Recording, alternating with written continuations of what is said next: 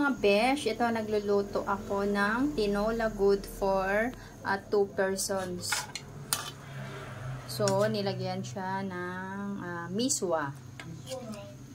Ay, vermicelli pala. I mean vermicelli. So, nilagyan ni Mr. ng vermicelli. Then, nilagyan ko siya ng repolyo. Then, afterwards, lalagyan ko siya ng malunggay.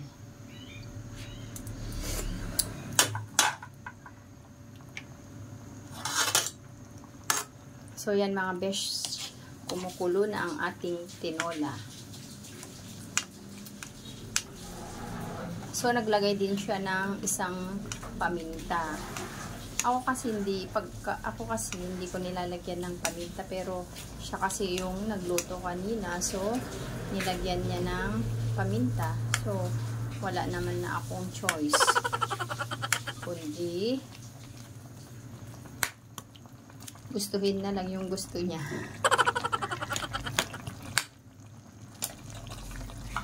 So, nakikita nyo naman mga besh, ang ganda ng cuttings ng ating repolyo.